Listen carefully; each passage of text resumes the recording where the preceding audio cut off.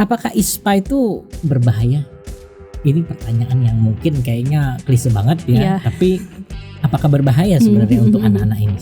Nah, kalau misalkan sumbernya dari dalam, dari hidung, misalkan bakterinya jalan naik ke telinga, dia bisa merusak si membran timpani tadi. Gendang telinganya bisa bolong. Apa yang terjadi kalau misalkan bolong? Bahasa awamnya ya, itu congean atau keluar cairan. Karena kan tadi ya yang dijelasin sama dokter Siska, kalau bayi itu dia belum bisa ngomong, dia tuh ngalamin pilek, hidungnya tersumbat, jadi butuh dekongesan untuk melegakan saluran pernafasannya gitu ya, hidungnya gitu ya.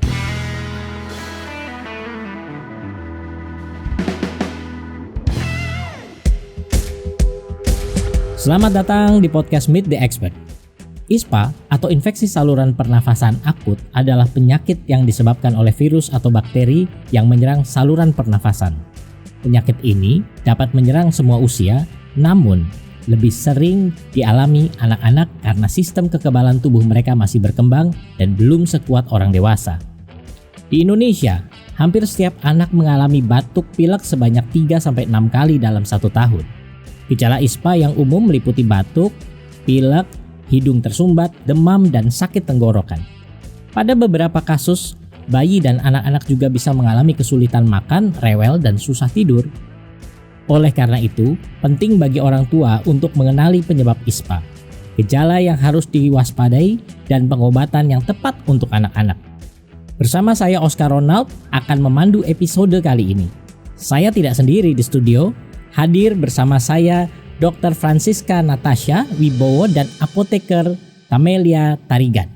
Selamat datang Ibu apoteker atau Mbak nih ya, dan Mbak apoteker dan Mbak dokter, begitu ya. Oke, baik, mungkin kita mulai nih dialognya pada siang hari ini, begitu ya. Gini, ini pertanyaannya untuk keduanya ini. Apa itu ISPA dan apa penyebabnya sih? Nah, ini pertanyaan yang menggelitik sebenarnya supaya bisa didengar semua orang nih. Mungkin dari Bu Dokter, monggo. Jadi ISPA itu sering disalahartikan ya. Ada beberapa masyarakat yang menganggap infeksi saluran pernafasan atas. Sebenarnya ISPA ini tuh infeksi saluran pernafasan akut. Penyebabnya itu banyak. Bisa bakteri, bisa virus, bisa jamur, bahkan perubahan cuaca pun itu juga bisa menyebabkan terjadinya ISPA.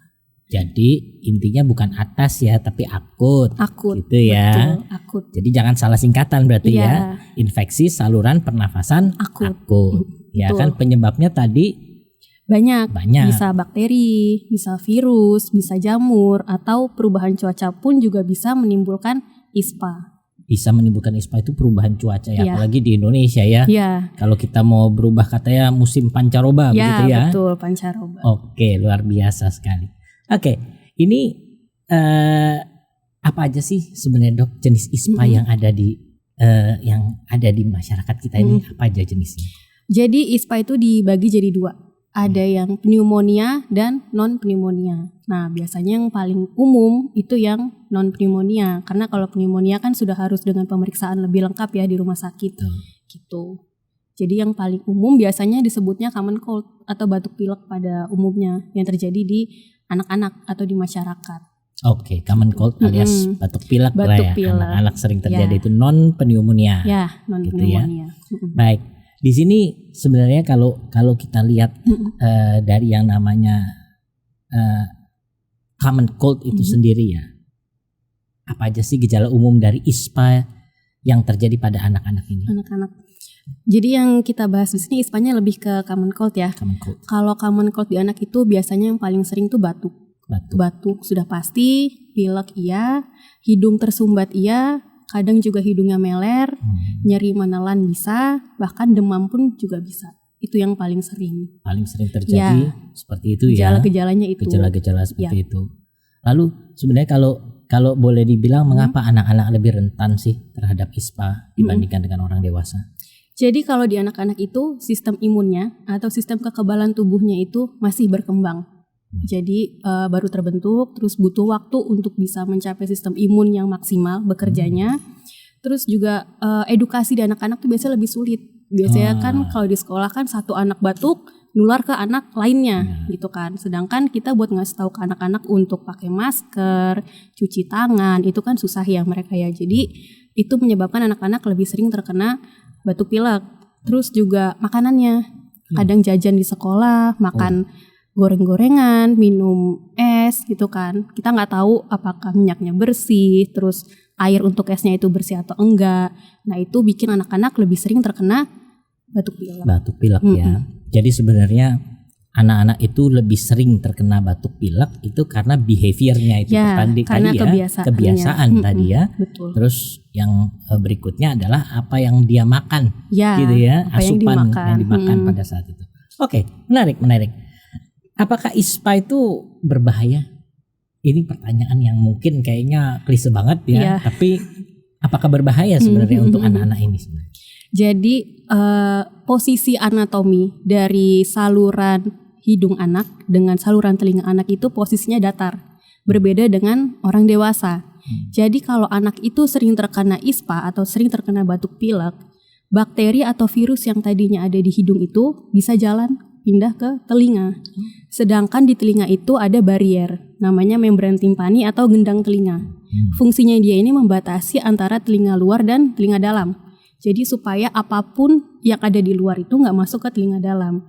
Nah kalau misalkan sumbernya dari dalam, dari hidung, misalkan bakterinya jalan naik ke telinga, dia bisa merusak si membran timpani tadi. Gendang telinganya bisa bolong. Apa yang terjadi kalau misalkan bolong? Bahasa awamnya ya itu congean atau keluar cairan. Terus lama-kelamaan efek jangka panjangnya pendengarannya juga bisa menurun. Jadi penyakitnya itu awalnya namanya otitis media akut atau OMA. Itu paling sering di anak. Jadi kalau anak ISPA berulang, biasanya resiko kejadian OMA ini juga meningkat.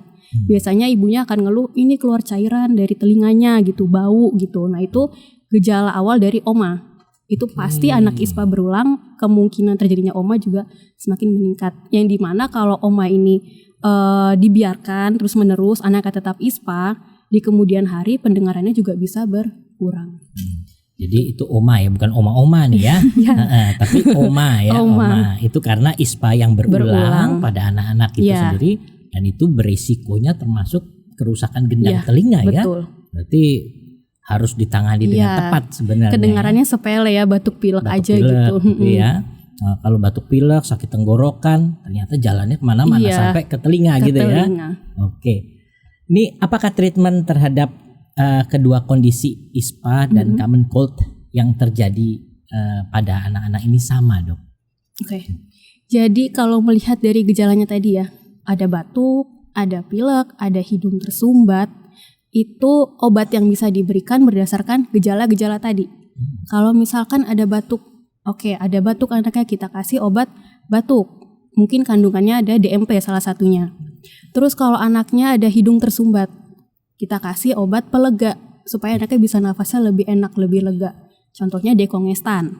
Kalau anaknya ada gejala alergi itu kayak misalkan hidungnya meler atau matanya gatel, bisa kita kasih obat antihistamin atau anti alergi. Ya, nah nanti antihistamin itu juga ada banyak generasi-generasinya gitu. Oke, berarti treatmentnya pun akan berbeda-beda sesuai dengan indikasi gejala yang terjadi ya. Ya, betul. Oke, mengapa obat batuk dan pilek anak sering mengandung dekongestan dan antihistamin? Apa peranan antihistamin dalam mengatasi gejala pilek ini sendiri sih? Ya. Biasanya kan kalau anak-anak itu dia lebih susah mengungkapkan gejala-gejala yang dia alamin ya. Apalagi kalau bayi gitu. Misalkan dia ngerasa hidungnya mampet, gak bisa nafas gitu ya. Yang keluar dari dia cuma nangis, rewel gitu. Dia gak bisa ngomong. Mungkin kalau anaknya udah agak besar dia bisa bilang, "Mah hidungnya mampet, gak bisa nafas gitu ya. Makanya kita kasih obat dekongestan. Dekongestan itu contohnya pseudoephedrine. Jadi beberapa obat ada yang kandungannya pseudoephedrine. Nah itu fungsinya untuk melegakan. Jadi anaknya bisa nafasnya lebih enak. Pseudoephedrine itu untuk fungsinya melegakan pernafasan melegakan, betul. Terus kalau tadi antihistamin atau anti alergi, misalkan anaknya itu ada hidung tersumbat atau hidung meler gitu ya, hidung meler atau gejala alergi lain yang muncul kayak misalkan ada matanya gatel. Karena kan biasanya kalau kita hidungnya meler kan mata juga jadi gatel ya. Mata gatel berair gitu ya. Ya, berair gitu. bisa kita kasih obat antihistamin. Antihistamin ini anti alergi. Dia ada 3 generasi 1, 2, 3. Bedanya di mana? Bedanya di ketiganya ini di efek sedasinya atau efek ngantuk. Ya, kalau yang generasi pertama ini dia efek ngantuknya itu masih ada, tinggi, efek ngantuknya ada. Biasanya obat anak itu efek sedasinya itu harus tinggi supaya anaknya ini kalau malam bisa tidur. Istirahat ya? Ya, bisa istirahat. Contohnya antihistamin generasi 1 itu kayak triprolidin, bromfeniramin, CTM. Jadi anak-anak lebih sering dikasih itu supaya dia bisa tidur, bisa istirahat gitu, nggak rewel semalaman. Gitu. Artinya paling tidak dia bisa tidur beristirahat untuk memulihkan dirinya, begitu betul. Ya, dengan menggunakan obat tersebut, gitu ya. Oke. Lalu bagaimana mekanisme kerja zat antitusif dalam meredakan batuk sendiri? Jadi antitusif ini kan anti batuk atau menekan batuk ya. Jadi dia ada 2 yang ditekan. Ada obat antitusif yang bekerja di reseptor batuk di pusat, di otak. Ada juga yang di perifer. Kalau yang di otak itu contohnya DMP. Jadi obat-obat yang mengandung DMP itu artinya dia menekan pusat otak, menekan pusat batuk yang ada di otak atau yang ada di pusat utama gitu, yang ada di otak. Jadi di otaknya ya, di otaknya, di syaraf yang ada di otaknya. Ya, di syaraf yang ada di otak itu ditekan supaya anaknya itu nggak batuk. Jadi kalau anaknya udah nggak batuk, terus tadi alerginya teratasi dengan antihistamin, terus dengan pelega dekongestan, diharapkan anaknya itu bisa istirahat. Karena kalau anak bisa istirahat kan artinya batuk pilek tadi kan juga bisa membaik dengan segera mungkin kan gitu. Artinya dengan memberikan waktu istirahat yang cukup itu dia daya tahan tubuhnya juga akan terbentuk dengan baik ya. Oke, ini dari tadi nih dokter nih. Nah, ini ada Mbak apotekernya di sini. Nah, ini kan kalau apoteker itu yang langsung dengan pasiennya nih, biasanya bisa memberikan satu penjelasan. Nah, ini ada pertanyaan. Apa saja sih kandungan utama dalam Alko dan apa fungsinya masing-masing kandungan mengatasi batuk dan pilek ini? Nah, ini Mbak apotekernya, monggo. Ya Pak, terima kasih banyak ya Pak pertanyaannya. Kalau tadi kan Dokter Siska membahasnya tuh cara mengobati obat pilek gitu ya. Kandungannya apa sih? Yang pertama tadi dekongestan ya. Dekongestan. Nah, kita tuh punya produk yang namanya Alko Group, di mana Alko Group itu ada Alko Drop, Alko Plus, dan Alko Plus DMP. Itu bentuk sediaannya ada yang drop dan ada yang sirup. Nah, ketiganya ini memiliki kandungan pseudoephedrine, di mana tadi dekongestan yang dibilang Dokter Siska itu fungsinya untuk melegakan, seperti itu. Terus kalau Alko Plus ya, jadi dia dekongestan plus, ada plusnya, ditambah lagi dengan antihistamin yang tadi pas banget ya dibutuhkan oleh anak-anak yang mengalami batuk pilek ya, untuk efek sedasinya tadi ya Dok gitu ya, supaya anaknya bisa beristirahat. Lalu ada satu lagi Alko Plus DMP. Nah, dari namanya plus DMP, jadi kandungannya pseudoephedrine, bromfeniramin maleat ditambah lagi dengan dextromethorphan, di mana dia sebagai antitusif untuk menekan batuk. Artinya varian Alko ini sudah lengkap ya. Tadi dari yang pertama Alko Drop-nya untuk anak-anak, lalu ada Alko Plus-nya dan Alko Plus DMP yang untuk ada batuknya gitu ya. Dan semuanya ini mengandung pseudoephedrine dan termasuk di dalamnya ada antihistamin. Luar biasa. Ini penjelasannya ini di awal aja udah lengkap. Lalu kita lanjut lagi nih pertanyaannya nih. Nah, apa sih perbedaannya? Kan tadi udah dijelaskan tuh ya. Yang satu dari yang anak-anak ya kan. Nah, ini kapan masing-masing produk ini digunakan baiknya? Oke.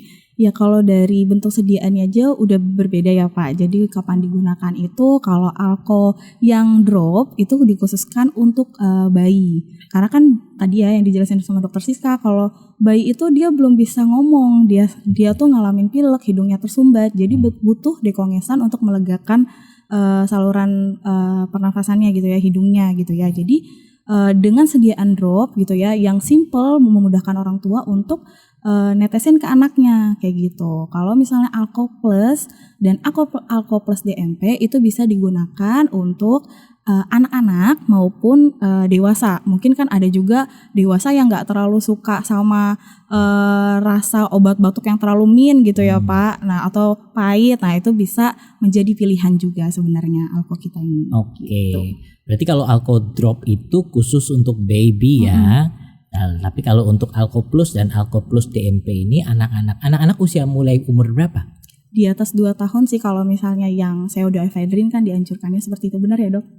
Iya, jadi di atas 2 tahun ya untuk Alko Plus dan Alko Plus DMP ya. Iya. Oke, luar biasa. Nah, untuk sediaan produk batuk dan pilek di pasaran kan sudah banyak nih, ya kan?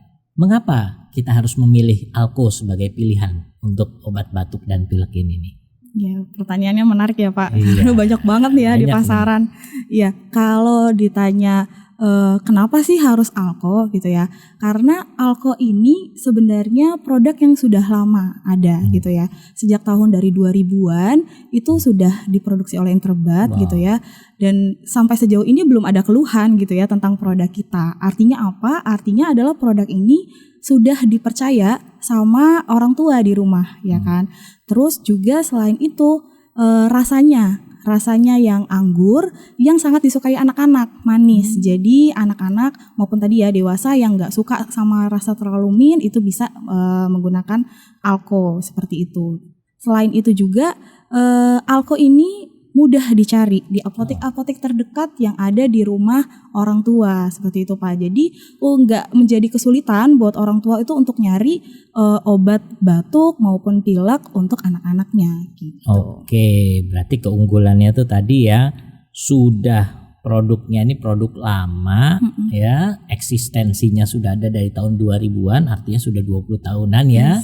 Lalu dengan rasanya yang enak, bisa diminum siapa aja ya kan. Kalau tadi ada orang dewasa yang mungkin gak suka dengan rasa min atau yang pahit ada getirnya, tapi ini ada rasanya ya. Lalu bisa diaksesnya itu mudah ya. Di apotek-apotek retail itu sudah ada ya gitu. Jadi gampang ditemukan di mana saja nih ya kan. Oke, ini pertanyaan selanjutnya nih, apakah Alko juga untuk bisa mengatasi gejala rinitis alergi? Yes, kalau misalnya dibilang bisa mengatasi rinitis alergi pasti bisa ya Pak. Karena kan kalau rinitis alergi itu pasti gejalanya itu sama aja kayak flu gitu ya. Hidungnya tersumbat, matanya berair gitu ya. Nah, tapi kita tuh sebenarnya punya produk lain nih. Selain Alko yang memang bisa digunakan untuk khususnya anak-anak maupun dewasa, kita punya varian lain ya namanya Trifet yang dalam bentuk sediaan tablet maupun sirup yang bisa digunakan untuk orang dewasa buat rinitis alerginya seperti itu. Oke, ini kita masuk lagi nih, berarti ada satu lagi produk unggulannya adalah Trifet gitu ya. Yes. Ya, ini yang khusus memang adanya rinitis alergi ya dok ya, gitu ya. Jadi apa sih kandungan utama dari Trifet ini sendiri yang membedakan dengan tadi Alko? Ya, jadi yang membedakan antara Alko dan Trifet ini Pak sebenarnya di antihistaminnya. Kalau pseudoephedrine sebenarnya sama aja. Nah, antihistaminnya kalau tadi Alko itu kan brompheniramine. Nah, kalau si Trifet ini triprolidin gitu. Sama-sama sebenarnya generasi 1 sih. Nah, ini juga kalau misalnya tadi Dr. Siska bilang antihistaminnya ini kan juga berfungsi untuk membuat sedasi supaya orang dewasa juga bisa beristirahat gitu. Dan kalau misalnya dibandingin sama Alko, ini sebenarnya variannya itu lebih tidak berasa. Jadi kalau misalnya buat dewasa lebih cocok gitu. Oke, jadi sebenarnya Trifet ini arahnya dengan perbedaan dari antihistamin itu sendiri juga arahnya juga untuk orang dewasa, termasuk mendukung untuk beristirahat ya. Artinya dia punya efek kantuk juga ya. Iya. Gitu ya. Oke. Jadi, nah di sini kan ada 2 sediaan nih ya, yang satu sirup, yang satu tablet ya, begitu ya. Apa perbedaan antara Trifet tablet dengan Trifet yang sirup ini sendiri sih? Sebenarnya hanya perbedaannya di bentuk sediaannya aja sih Pak. Jadi kalau misalnya menjadi pilihan ketika orang dewasa lebih suka sirup, oh ada nih pilihannya yang sirup. Kalau orang dewasa lebih mau simple praktis pakai yang tablet. Gitu. Atau kadang-kadang orang dewasa susah menelan gitu ya. Bener. Jadi enakan yang sirup gitu ya. Gitu, Oke, jadi punya ada pilihan 2 pilihan ini ya, mempermudah ya. Oke, nah dan kapan sebaiknya masing-masing bentuk sediaan ini digunakan sih? Kalau kapannya sebenarnya sama aja, yang penting dia 1 kali sehari karena kan dosisnya praktis tuh 1 kali sehari. Dosisnya hanya 1 kali sehari. Iya. Itu diminumnya pagi, siang, sore, malam. Sebenarnya kapan aja bisa ya dok kalau misalnya terkait minum obat untuk antihistamin dan dekongestan. Gitu. Dekongestannya, tapi mungkin biasanya supaya nggak mengganggu aktivitas gitu ya. Iya. Kalau misalkan bikin ngantuk, antihistamin yang generasi 1 lebih baik sih diminum kalau memang mau tidur aja gitu. Kalau misalkan ada kegiatan siang harinya ya di skip aja. Yang ada antihistamin bikin ngantuknya ya. Yang bikin ngantuknya ya. Oke, thank you dok. Nah ini berapa dosis yang tepat untuk masing-masing produk ini nih antara si Alko dengan Trifet ini untuk yang sesuai dengan usia anak? Nah, gitu. Oke, kalau misalnya Alko yang drop itu bisa digunakan 3 kali sehari. Anak usia 2 tahun itu 0,8 mili Pak. Nah di dalam botolnya itu, di dalam boxnya itu ada pipetnya. Jadi nggak usah khawatir orang tua. Bingung nih 0,8 mili berapa tetes ya gitu kan, ribet gitu ya. Tenang aja, kita di dalamnya udah ada pipet tetes, jadi langsung 0,8 mili. Gitu. Sudah tersedia alat ukurnya ya? Iya betul. Tetes. Dan juga pastinya sesuai anjuran dokter. Kalau misalnya nanti ada pertimbangan lain dari dokternya, itu bisa diikuti seperti itu. Kalau misalnya untuk Alko Plus dan Alko Plus DMP itu 3 kali sehari, sama aja sih dengan sesuai nanti ada aturan pakainya di situ gitu di kemasannya. Sesuai usia. Tapi kalau yang Trifet tadi itu cukup 1 kali sehari. Yes, Oke, luar biasa sekali. Berarti memang 2 produk ini mempermudah ya pada saat terjadi gejala batuk pilek maupun adanya rinitis alergi itu sendiri ya. Jadi aksesnya bisa di mana saja, digunakan di rumah, di kantor ya. Iya, betul. Oke. Swipers, lengkapi sediaan apotekmu dengan produk Alko dan Trifet yang tersedia di Swipe RX Belanja. Check out sekarang juga karena lagi ada promo menarik yang menunggumu. Belanja kebutuhan apotek pasti aman, nyaman, cuan hanya di Swipe RX Belanja. Nah, ini nih kita di penghujung ini ada pertanyaan yang mungkin bisa dijawab dari Bu Dokter dengan Mbak apotekernya. Ini bagaimana sih cara mencegah ISPA pada anak-anak? Nah ini mungkin bisa menjadi saran dan masukan buat teman-teman yang mendengarkan, para swipers yang menonton podcast ini. Oke, jadi kalau untuk mencegah ISPA, yang sudah pasti yang pertama, jauhi apapun yang menyebabkan ISPA.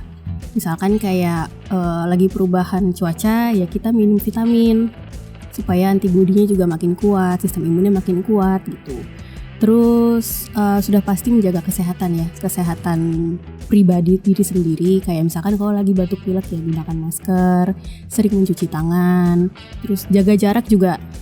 Oke gitu, jadi kayak waktu zaman COVID kita tetap jaga jarak gitu. Kalau misalkan ada orang yang lagi batuk pilek, bukannya kita nggak mau deket sama dia, cuma kan demi kebaikan dia dan kita gitu. Dan menggunakan masker ya? Ya betul, jadi ya? Masker nggak cuma pas COVID, tapi kalau lagi batuk pilek biasanya juga pilek boleh pakai masker. Yang penderitanya harus menggunakan masker ya, gitu ya? Betul.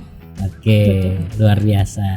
Nah ini kalau dari Mbak Apoteker gimana nih sarannya untuk ketika sudah terjadi ISPA, ya kan, apa yang harus ditangani dari sini?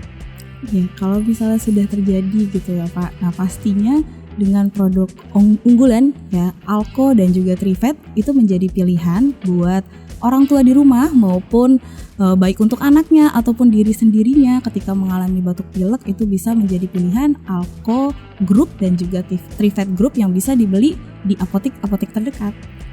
Oke, luar biasa sekali. Ya swipers, jangan lupa ya kalau mengalami yang namanya ISPA atau rinitis alergi, dari Interbat ada Alko Group dan Trifet Group yang bisa digunakan dan disediakan di apotek swipers semuanya.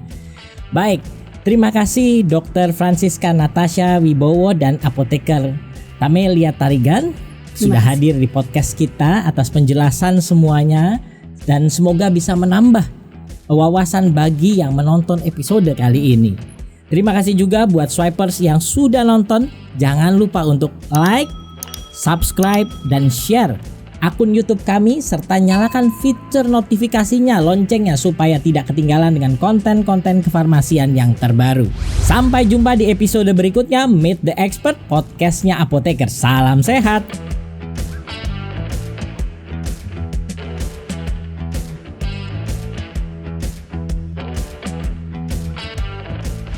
Apa yang harus dilakukan jika anak terkena common cold?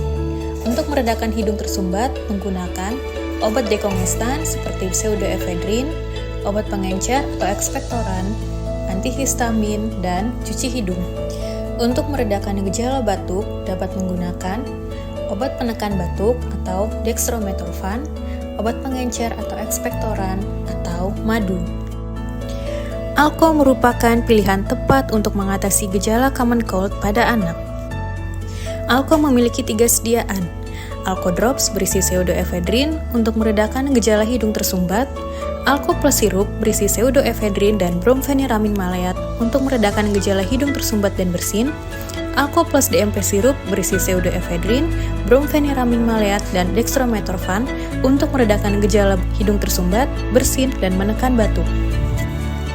Alko merupakan produk Kamas, Koperasi Anak Mandiri Sejahtera, sehingga sudah direkomendasikan oleh Ikatan Dokter Anak Indonesia.